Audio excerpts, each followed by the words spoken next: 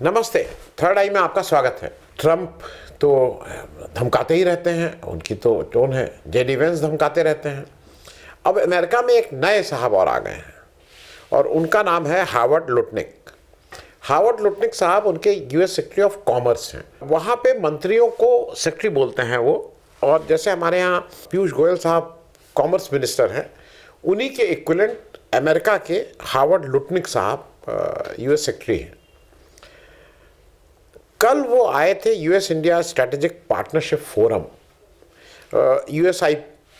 USISPF बोलते हैं, उस पे बोलने के लिए।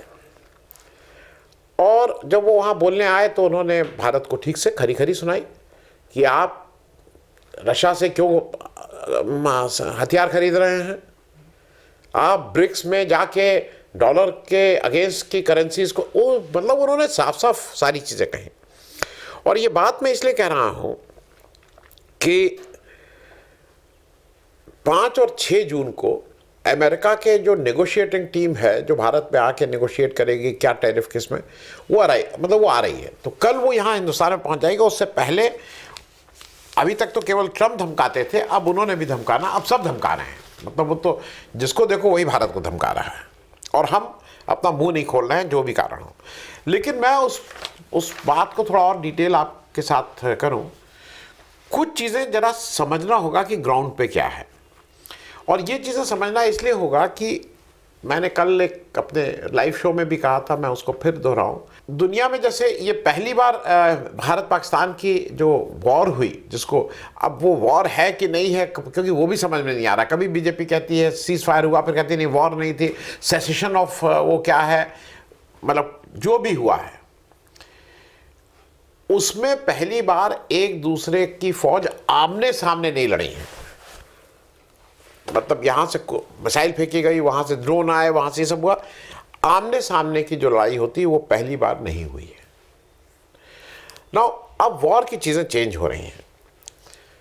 तो पहली चीज तो ये समझनी है कि आज की तारीख में आपकी आर्थिक ताकत कितनी ज्यादा है, वो डिसाइड करता है कि आप कितने मजबूत देश हैं। आपकी डिफेंस फोर्सेस कितनी है, आपके पास क्या क्षमता, उससे ज़्यादा आपकी आर्थिक ताकत डिसाइड करती है। और वो मैं थोड़ा उस दृष्टि से आपकी आर्थिक ताकत का डायरेक्ट रिलेशनशिप होती है आपकी रक्षा की ताकत से। रक्षा में आपका डिफेंस कितना मजबूत है, और डिफेंस का डायरेक्ट रिलेशनशिप होता है विदेश मंत्रालय से। आपकी विदेश नीति कैसी, आपके अगल बगल के लोग कौन हैं, क्या कर रहे हैं, कैसे आपके साथ आ रहे हैं। ये बात मैं सिर्फ इसलिए कह रहा हूं कि ये थोड़ा लार्जर इश्यूज हैं, और मैं कोशिश करूंगा कि हर हफ्ते इस पे कोई ना कोई एक एपिसोड करता रहूं। और मैं ये भी जानता हूं कि ये एपिसोड आप लोगों को बहुत, ज़्यादातर मेरे दर्शकों को, जो सीरियस दर्शक हैं उनको अच्छा लगेगा, लेकिन बहुत से लोगों को ये है ना कि नरेंद्र मोदी ने सिंदूर की बात कही तो उनको इन्होंने ये कहा, तो उन्होंने पलटवार किया, तो उन्होंने ये किया, वो ज़्यादा मैं भी समझता हूँ उस पर बात भी करनी चाहिए, लेकिन ये थोड़ा सीरियस है। अगर आप इसको थोड़ा सा पेशेंटली करेंगे तो मेरे ख्याल में एक लार्जर पिक्चर जो इस समय भारत कहाँ खड़ा है वो समझने में आसानी होगी। तो सबसे पहली बात ये कर ली जाए कि आर्थिक कहाँ पे हम खड़े हैं। तो अच्छा, ये जो मैं आपको टेबल अब दिखाऊंगा, ये जब टेबल दिखा रहा हूँ, ये सारी फिगर्स यूएस डॉलर में है, क्योंकि वो एक कॉमन करेंसी के रूप में उसको लिया गया। वो सारी फिगर्स यूएस डॉलर में है। दुनिया का जो टोटल व्यापार है, टोटल व्यापार नहीं, माफ कीजिएगा, जो दुनिया का टोटल प्रोडक्शन है, ग्रॉस जीडीपी ऑफ पूरी दुनिया का मिला के क्या उत्पाद करती है, वो 115.49 ट्रिलियन डॉलर है। 115.49 ट्रिलियन डॉलर। 1 ट्रिलियन डॉलर में अगर डॉलर की कीमत 85 रुपया है तो करीब 8.5 लाख करोड़ रुपए का 1 ट्रिलियन होता है। तो 115.49 ट्रिलियन डॉलर। इसमें किसका किसका हिस्सा है, मैं शुरू के मैंने 5 देश लिए हैं, क्योंकि भारत अब अपने को कहता है कि हम लोग चौथे नंबर पे आ गए हैं। तो पहले नंबर पे यूएसए है, आपको सामने दिख रहा है, 30.50 ट्रिलियन उसकी जीडीपी है। चाइना 19.23, बहुत दूर दूर है, कोई आपस में नहीं। जर्मनी में 4.74, भारत और जापान में हम 4.187 हैं, जापान 4.186 है। तो हमने दशमलव के तीसरे अंक से जापान को अभी पछाड़ा है। हालांकि कुछ लोगों का कहना है कि वो डॉलर, चूंकि इधर डॉलर रुपया मजबूत हुआ, उधर ये वो हुआ, तो इस वजह से, लेकिन जो भी है फिलहाल अब हम चौथे नंबर पे है, ऐसा हमारे प्रधानमंत्री जी भी कह रहे हैं। लेकिन अब इसके बाद का कॉलम देखिए, और वो ज़्यादा इंपॉर्टेंट है। वो इसलिए इंपॉर्टेंट है कि हम जीडीपी से तो दुनिया के चौथे नंबर के देश हो गए, बहुत अच्छी बात है। लेकिन पर कैपिटा इनकम में हमारी हालत देख लीजिए। जो हमारे जो लोग हैं वो कितने समृद्ध हैं, उनके पास पैसा कितना है, ये मैंने जानबूझ के इस कॉलम को बनाया है। पर कैपिटा इनकम अमेरिका की $89,680, 90,000 के आसपास है।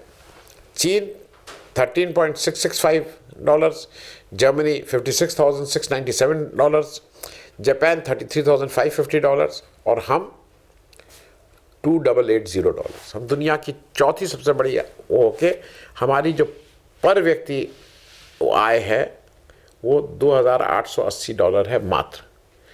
मतलब इन चारों में, इन पांचों लोगों में जो सबसे कम चीन है वो भी हमसे 5 गुना ज़्यादा है पर कैपिटा के हिसाब से मैं बोल रहा हूँ। और ये थोड़ा आपको, मैंने इसलिए कहा कि आप ये समझ लीजिए कि ये सब भ्रमित करने की बातें, और आदमी के पास कितना है ये समझना ज़रूरी था। अब एक दूसरा भी है, व्यापार। क्योंकि ये तो हो गया कि हम कितना उत्पाद कर रहे हैं, हम व्यापार कितना करते हैं। हम कुछ एक्सपोर्ट करते हैं, कुछ इंपोर्ट करते हैं। तो दुनिया का टोटल व्यापार, पूरी दुनिया में जो एक्सपोर्ट होता है, जो इंपोर्ट होता है, वो करीब $33 ट्रिलियन है। मैंने पहले भी कहा था $1 ट्रिलियन करीब 8.5 लाख रुपया, $10 ट्रिलियन करीब 85 लाख करोड़ रुपया, और उसको 33 ट्रिलियन अगर करिए तो वो करीब, मतलब वो मैं इसलिए नहीं बोल रहा हूँ कि वो फिगर्स फिर गलत होने लगेंगे। ट्रिलियन और मिलियन में ज़्यादा आसान रहता है। उस टोटल, उसका जो सबसे बड़ा व्यापार है वो चाइना का है। $5.8 ट्रिलियन केवल चाइना अकेला व्यापार करता है उस 33 ट्रिलियन में। यूएसए $5.7 ट्रिलियन करता है। तो अगर आप चीन और यूएसए को मिला लें तो 11.5 ट्रिलियन, दुनिया के टोटल ट्रेड का 1/3 से ज़्यादा ये 2 देश सिर्फ करते हैं, सिर्फ 2 देश। जर्मनी $3.2 ट्रिलियन, जापान $1.6 ट्रिलियन और हम $1.5 ट्रिलियन। लेकिन अब 2-3 चीज़ें इंटरेस्टिंग हैं, और इसलिए ये मैंने, मतलब थोड़ा इस पे ध्यान दे दीजिएगा तो हरदम के लिए आपकी क्लैरिटी हो जाएगी। कौन एक्सपोर्ट ज़्यादा कर रहा है, कौन इंपोर्ट ज़्यादा कर रहा है। तो जो अमेरिका है वो, उसकी जो डेफिसिट है वो क्या कर रहा है, वो इंपोर्ट ज़्यादा कर रहा है, एक्सपोर्ट कम कर रहा है। तो उसकी डेफिसिट कितनी है, 98.48 बिलियन, 98.4 बिलियन। 1 बिलियन का मतलब 8,500 करोड़ रुपया, तो 98.4 बिलियन कर रहा है। जो चाइना है वो सरप्लस है। अच्छा, ये भी समझते चलिए कि यूएसए का जब ये कर रहा है तो यूएसए इसीलिए कह रहा है कि हमें मैन्युफैक्चरिंग बढ़ानी है, क्योंकि हमें एक्सपोर्ट बढ़ाना है। हम इंपोर्ट ज़्यादा कर रहे हैं तो हम एक्सपोर्ट ज़्यादा करेंगे, और इसीलिए ट्रंप पीछे लग गए हैं कि ये यहाँ पे टेस्ला नहीं आएगी, गूगल यहाँ से हटाओ। वो हर जगह ये कह रहे हैं नहीं, मैन्युफैक्चरिंग सब हम करेंगे, तुम लोग को हम बेचेंगे। अब हम इंपोर्ट नहीं करेंगे, हम मतलब इंपोर्ट से मैच कराएंगे अपना एक्सपोर्ट। चाइना का जो सरप्लस है वो $1 ट्रिलियन है, क्योंकि चाइना दुनिया का सबसे बड़ा मैन्युफैक्चरिंग हब है, पूरी दुनिया को सप्लाई कर रहा है। इसका $1.1 ट्रिलियन उसका एक्सपोर्ट सरप्लस है। मतलब वो जो एक्सपोर्ट करता है वो ज़्यादा है और इंपोर्ट कम करता है। जर्मनी बराबर है, जर्मनी जितना जो उसका 3.2 ट्रिलियन है, वो जितना एक्सपोर्ट करता है उतना इंपोर्ट करता है, मैच करता है करीब करीब। भारत का डेफिसिट $45.7 बिलियन है, और जापान $68.5 बिलियन है। ये भी ध्यान रखिए, जापान की साइज ऑफ देश, जापान की पॉपुलेशन, ये सब ध्यान रखते हुए इस चीज़ को करिएगा, क्योंकि जापान में भी वही है कि इतना छोटा देश है, मैन्युफैक्चरिंग उतनी नहीं होती है। बड़ी चीज़ों की कुछ मैन्युफैक्चरिंग करता है, लेकिन इंपोर्ट ज़्यादा करता है। मैं इसके साथ आपको एक दृश्य इसलिए कर रहा हूँ क्योंकि जब ये जो लुटनिक साहब हैं, लुटनिक साहब हमें काफ़ी डांट लगाई है। उन्होंने कहा है कि आप रशिया से क्यों खरीद रहे हैं, आपको पता है कि आप रशिया से हथियार खरीद रहे हैं, तो ये हमें अच्छा नहीं लगता। ये उन्होंने कोट अनकोट बोला है। उन्होंने मतलब ये साफ साफ कहा है कि भाई आप ये सब कैसे कर सकते हैं। उन्होंने कहा है कि ये गोज अंडर स्किन और ये अमेरिका को अच्छा नहीं लगता, ये सब उन्होंने बोला है। उन्होंने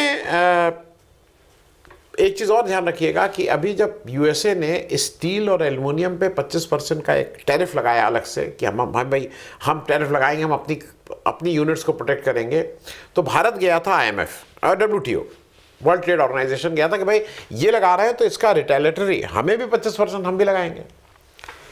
अमेरिका ने उससे कहा है the US has rejected India's notice at World Trade Organization। ये सब क्या है, कुछ नहीं। और उसने जो सबसे महत्वपूर्ण बात कही है, it is clarified, उसने कहा it is clarified that these duties were imposed under US law such and such which allows such action। वो कह रहे हैं क्यों हम ये कर रहे हैं, if imports are considered a threat to national security।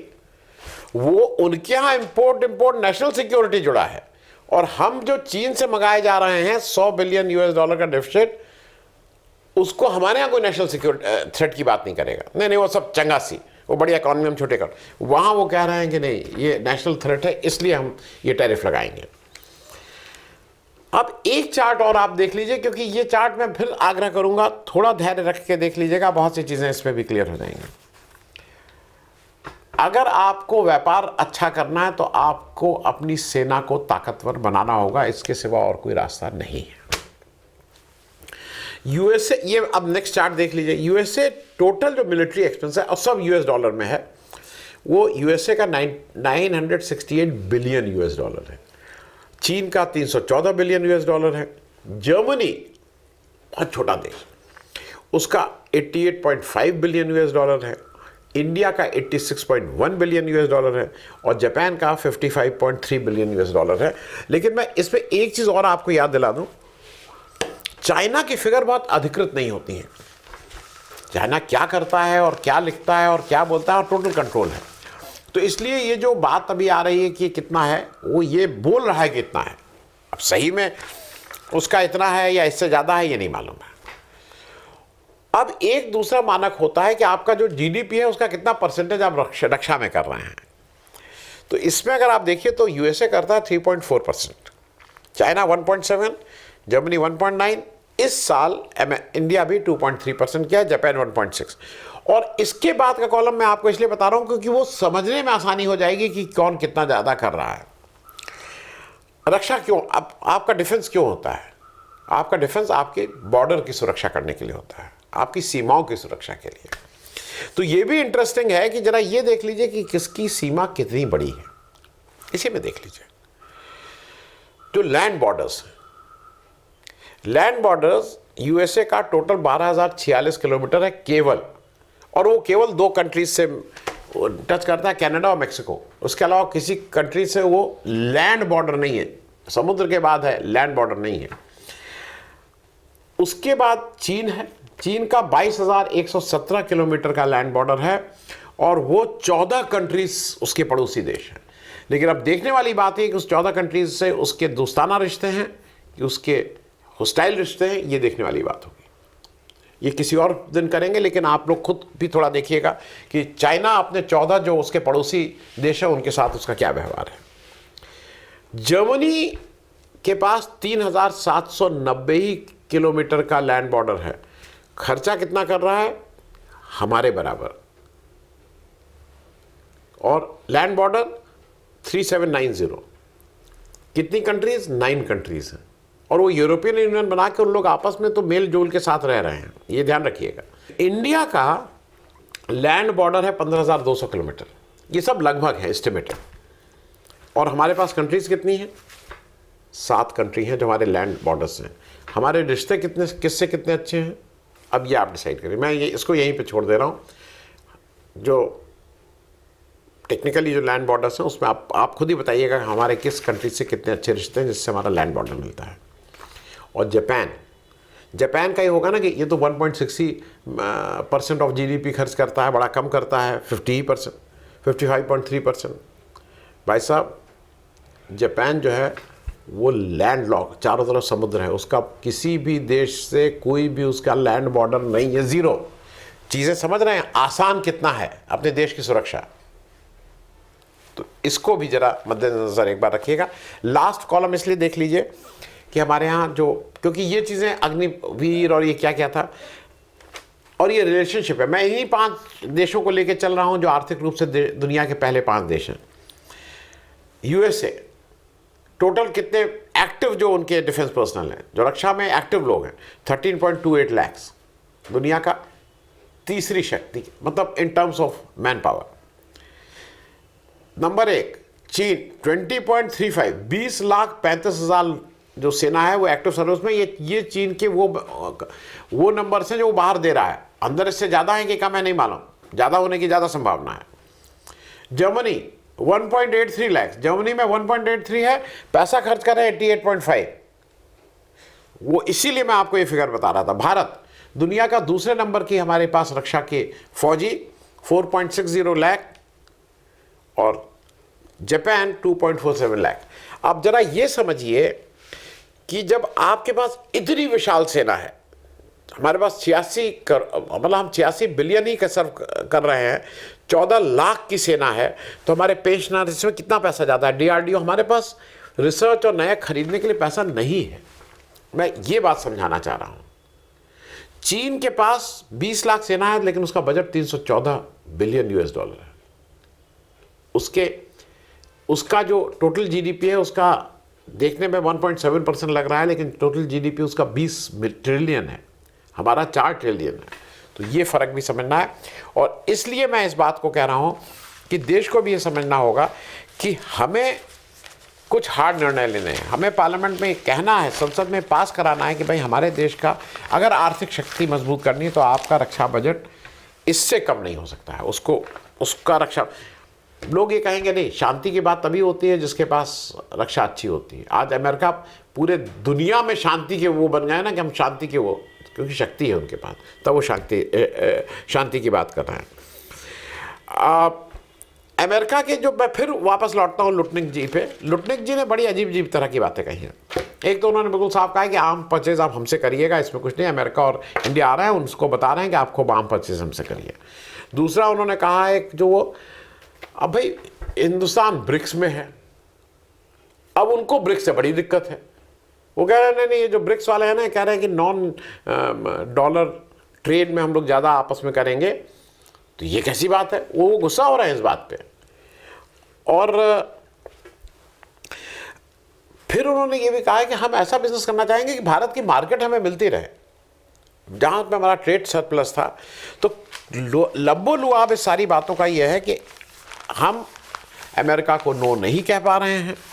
No क्यों नहीं कह पा रहे हैं उसका अभी तक कोई बहुत ठोस प्रमाण नहीं निकला है, लेकिन अडानी जी वहाँ बिजनेस कर रहे हैं। अडानी जी का एक नया घोटाला फिर सामने आ रहा है, जिसमें ऐसा कहा जा रहा है कि अडानी जी ने वहाँ से LPG ईरान से ली है, जो चोरी के रास्ते से ली गई है, वो लीगल नहीं है, जिस पे अमेरिका की एक एजेंसी काम कर रही है, इत्यादि इत्यादि।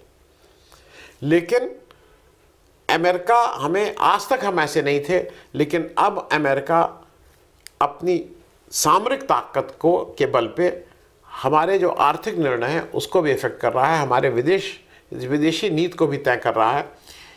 इस पे अगर समय रहते हम लोग नहीं चेते तो मेरे ख्याल में ये देश के लिए बहुत अच्छा भविष्य मैं नहीं देख रहा हूँ। थैंक यू सो मच, धन्यवाद।